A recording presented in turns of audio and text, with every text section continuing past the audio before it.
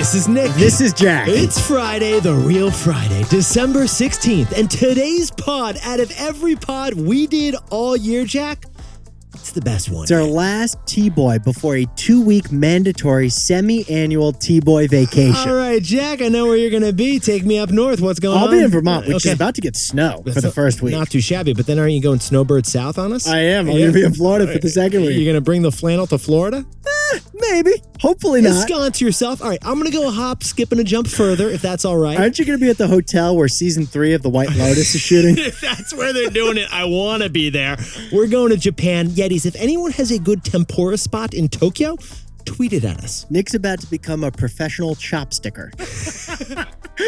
Don't get a Charlie horse on that hand there, Nick. But Jack, before I start swimming in some sushi, do you think we should drop a couple bonus pods We over have the break? 2 bonus pods, one this Monday, one the Monday after. We're doing 2 bonus pods, baby. In the meantime, Jack, what's our first story? Avatar 2 is in theaters right now. It's It's the most expensive movie ever. So was Disney's acquisition to get Avatar. For our second story, Taco Bell is adding French fries to the menu All right. because McDonald's. Yeah, forget market share. These guys want your stomach share. And our third and final story, if you bought a gift for anybody in the past couple weeks Guilty. and 99 cents was at the end, Also guilty. we have a warning for you. Because behind every number is a story. Especially $9.99. Don't even get me started, Jack. But Yetis, before we hit that fantastic mix. There is no better mix, man, to end the year on. I love Nick, this mix. Jack. we are soon going to be on opposite sides of the I planet. mean, Jack, 14 time zones apart. This is going to be tough on the audio. Is it closer to be tomorrow or today to you? Neither. I'm a week ahead of you in Japan. But one thing Nick and I are going to be doing, despite being apart,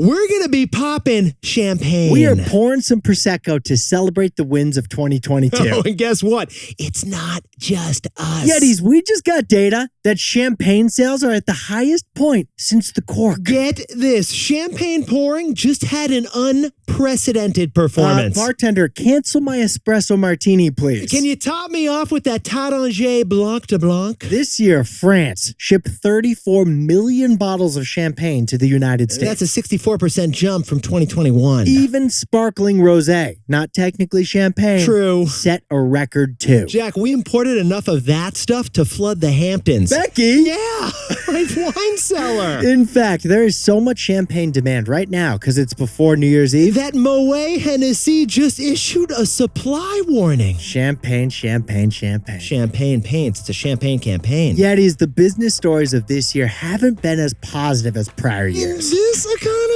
But we hope you find a way to celebrate the wins. And make Moet Hennessy shortage a little bit shorter. Let's hit our 3 stories for the last pod of the year. Let's pop them, baby.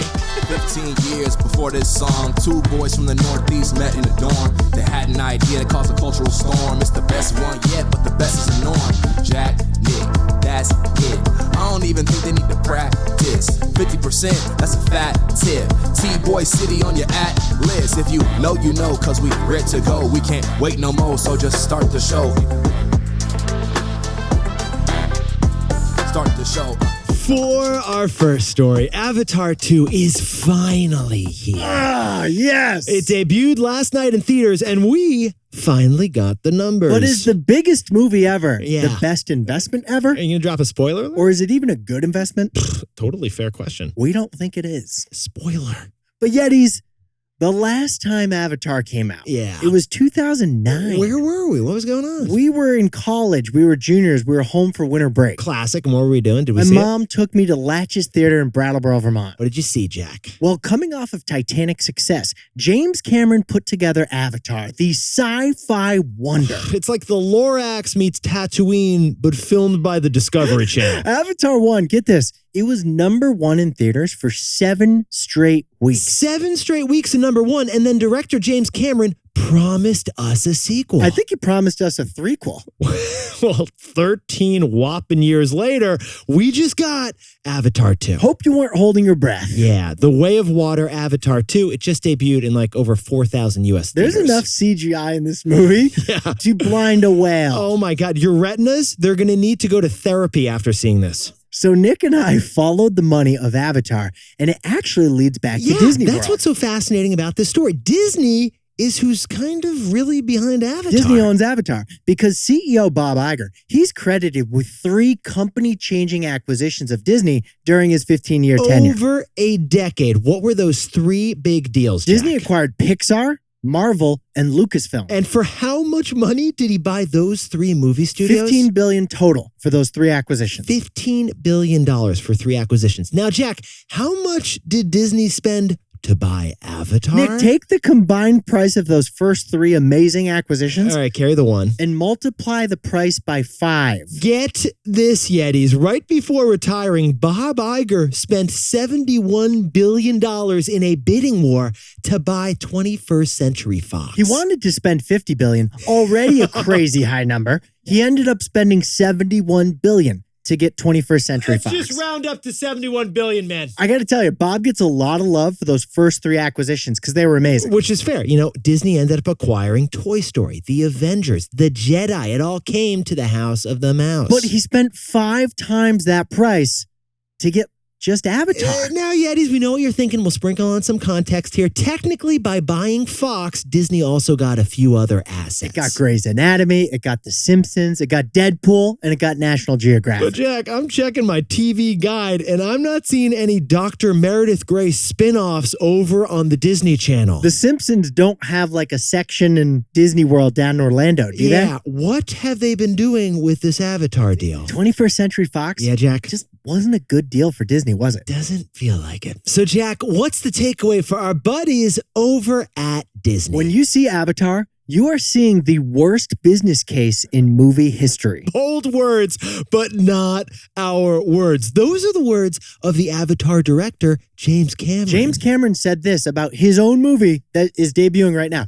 It's the worst business case in movie history. James Cameron confessed it was just too expensive to make this movie. How expensive was it, Jack? I guess that's why it took 13 years. Yetis, Jack and I jumped in T-Boy style and we crunched the numbers on Avatar too. It cost $10 million for each minute of this movie. $10 million for every minute that you watch. James Cameron confessed that just to break even, he needs to sell $2 billion worth of box office tickets. That is half a lift. Avatar 2 must be the 3rd highest selling movie of all time. Just to not lose money. Just to break even. Now, James Cameron does have Titanic and Avatar 1 under his belt. So this could end up being the top grossing movie of all time. But just like the incredibly expensive Fox acquisition deal, Avatar 2 won't make any money for Disney. We don't think it will.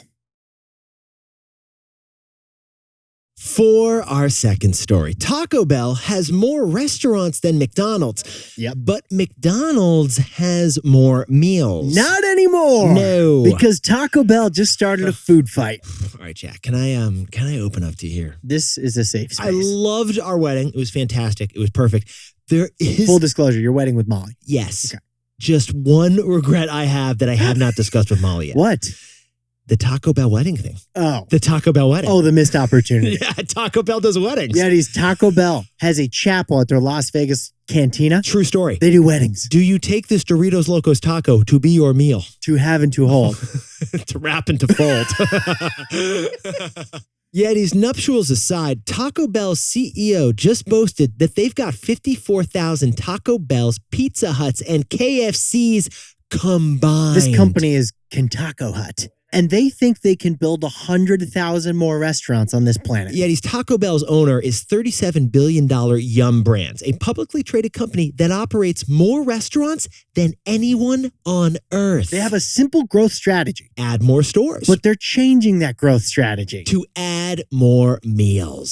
Surprise. Last week, the CEO of Taco Bell spoke fondly of enemy number one. Yeah, I mean, Jack and I don't see this kind of thing that often, do we, Jack? He spoke admirably, openly envious almost, yes, of McDonald's. Taco Bell's CEO seemed hungry, thirsty for McDonald's. He said that people have more reasons to go to McDonald's than to Taco Bell. And that's because of McDonald's all-day menu. He said that Taco Bell can compete with McDonald's on dinner and late night any day. We've all been there. You've done the late night at the Taco Bell. But he said Taco Bell is way behind McDonald's when it comes to breakfast, lunch, or coffee Would break. it kill them to make a churros-flavored coffee? It's that simple. Here's the solution Taco Bell proposed. Yeah.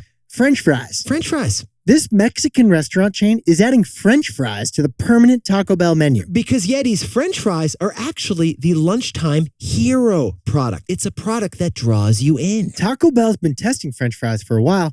Customers love it, and it's the only way they come there for lunch. Oh, not only that, Taco Bell is also committing to breakfast. Committing, like wedding, like getting married committing. They're getting full-time commitment to breakfast food. So every Taco Bell is going to open at 6 a.m. for the breakfast burritos. And then Taco Bell will change over to lunch menus at 10:30 a.m., just like McDonald's. Taco Bell just added French fries and a breakfast sandwich on a permanent basis. The Taco Bell Gang Chihuahua just walked over to Ronald McDonald's house and did its business on the front lawn. Jack, yo quiero un takeaway. So what's the takeaway for our buddies over at Taco Bell? When the food's the same, it becomes a food fight. Yetis, Taco Bell and McDonald's have always competed for our bellies, but with different products. Taco Bell tempted you with tortillas. McDonald's did it with McRibs. But now Taco Bell is doing French fries and egg-based breakfast sandwiches too. They are commoditizing the calories. These menus, the food on the menus, are more similar than ever. So competition between the two restaurants is more direct than ever. All right, so the way Jack and I see this, if the food is not the differentiator anymore,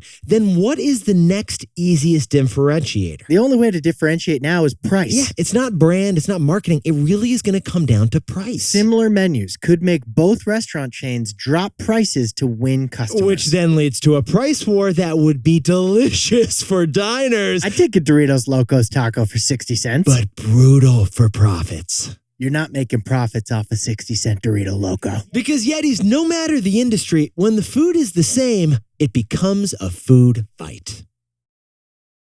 Now, a word about our sponsor, Robinhood. A lot of Yetis don't realize how much prep work goes into this pod. We spend hours every morning jumping in T-Boy style to earnings reports, CEO tweets, breaking news headlines. Yeah, Jack and I are toggling tabs like you toggled IM convos in 2004. Having 8 tabs open can be stressful. You don't need that, especially when investing. Robinhood offers it all in one app. Whether you want to trade options, ETFs, or stocks through Robinhood Financial, Or you want to buy some Bitcoin on Robinhood Crypto. you can do it all on the Robinhood app. If you're not investing in Robinhood yet, to get started, go to Robinhood.com/Tboy and choose your free stock. That's Robinhood.com/TBOY. Limitations apply. Robinhood Financial LLC, member SIPC. All investments involve risk. By the way, this podcast is not owned or part of Robinhood, and we are not employees of Robinhood.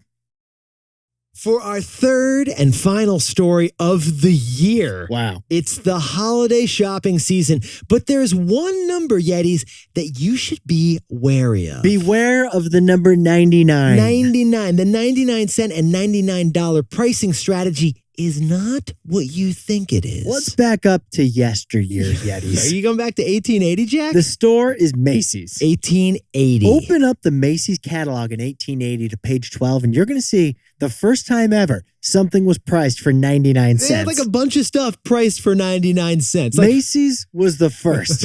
what do I got to do to get you into this padded wagon, Jack? $9.99. We've all seen the 99 strategy. From candy to cars to corduroys to coolers. We've seen it. It's everywhere. $9.99 for a t-shirt. Feels a lot cheaper than $10, Jack, when it's $9.99. Even though the difference is just 1 penny. Now, Yetis, the psychology here is pretty simple. It's all about the first impression. We read from left to right. We do. So when you see a 9 instead of a 10, the first impression is that it's a lower price product. Now, Yetis, Jack and I jumped in T-Boy style, and this pricing strategy, it actually has a name. It's known as charm pricing. Charm pricing. A number that softens the blow. But here's what Jack and I find fascinating about charm pricing. The Wall Street Journal did a deep dive, and the number 99 is deceptive in a different way than you thought. It's not a charm. No. 99's a Grinch. Okay, stick with us here. Turns out that if you bought a nice Slammin' Salmon t-shirt for $9.99, you probably overpaid by 18%. Here's why. The last digit of every product, it's a messed up little mind game. Yeah, when stores lower a price, they actually like to choose a random number. If a product is a good deal, it'll be priced at like $13 or $7. Random numbers stand out, they get your attention. It's something so specific, it suggests the seller had to think hard about the discount. But when you see something priced $9.99, Yeah? the company probably raised the price to that, not lower. Yeah, because something priced $99 makes us feel like it's a discount when it's actually a markup. If you see something for $14.99, it probably could have and should have been $12. Besties, if you're seeing a TV for like $399.99, it probably should have been $330. Companies round up to a 99 marker, not down to and one. the data backs this up in a pretty shocking way. Items that end in a 99 on average are 18% higher than the same item without a 99. And that's why the number 99, no offense to Gretzky, is a Grinch. It's not just a fake deal. It's a more expensive product. We sat down, stood up, and spat out our receipts too. So, Jack, what's the takeaway for our buddies who are everyone shopping in the economy right now? Every price can tell a story. All right, Jack, this is why I love our job. This is the kind of story why I love our job. This is fascinating. Every takeaway, Yetis, that we find, it's because there's something fascinating in every detail of business. Every price you see, it's not just a number. If you jump in T-Boy style, there's a whole story there. For example, why does Warby Parker sell glasses for $95? Why does Allbirds sell sneakers for $95? Because 99 is too expected. 93 feels too random. 95 just feels fair, honest, even, right down the middle. Costco does $1.50 for a hot dog and soda. Arizona still does 99 cents for their iced tea. Because those prices became brands in and of themselves. Yetis, every time you see a price this holiday season, it's not just a number. It can tell a story.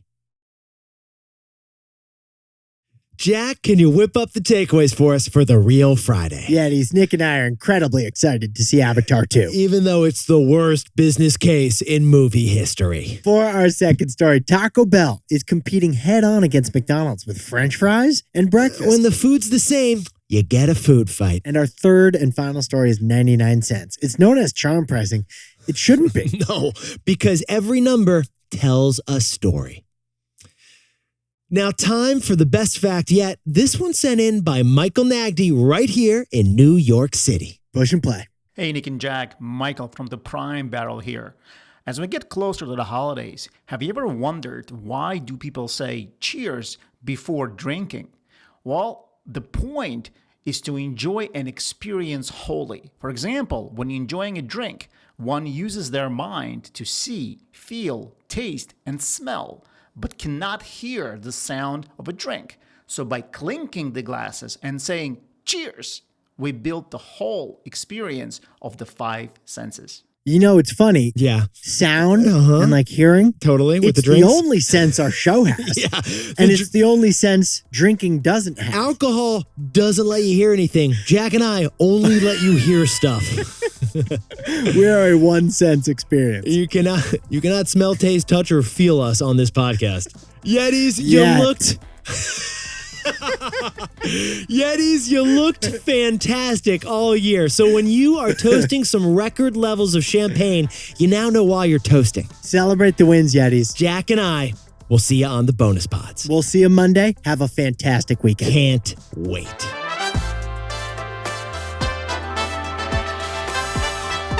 And before we go, congratulations and happy birthday to Gabrielle Atkins, who's jumping out of a plane in San Diego to celebrate that win. That's a good view up there. That's a great view. And happy birthday to Helen Junjun Horowitz, turning 13 in Silver Spring, Maryland. And Will Forsyth, turning 52 down in Eugene, Oregon. Happy joint birthday to Josh T. and Jake over in New Jersey. And nurse Ingrid Cardoso, we see you having that birthday in Melrose, Massachusetts, just outside Boston. And happy birthday to Sophia Aguirre Corsuera in her ski gear down in Atlanta. And a happy birthday to Andrew Lee in McLean, Virginia. And happy birthday, early birthday to Margot Burnett in Chicago. Oh, and Jack, Sandipan Banerjee has a new job at the University of Minnesota. And happy birthday to Tori Halber for passing her board exams. And Jared Kaiser, who operated nukes in the Navy, is now graduating from business school over in Illinois. And to anyone else celebrating something today, make it a T-Boy. Celebrate the wins.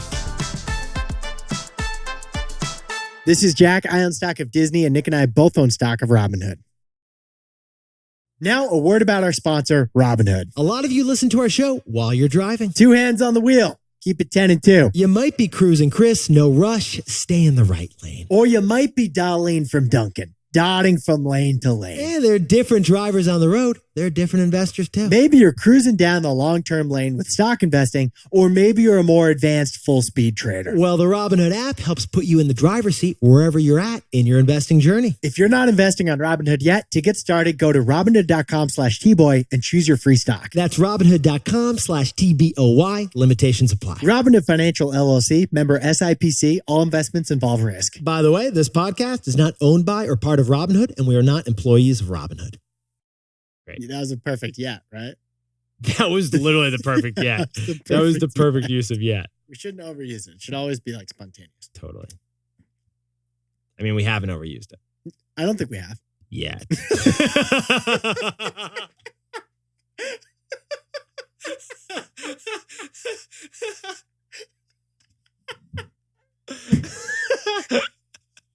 I just that was straight perfect. eyes open, walked right into that. that. Was perfect.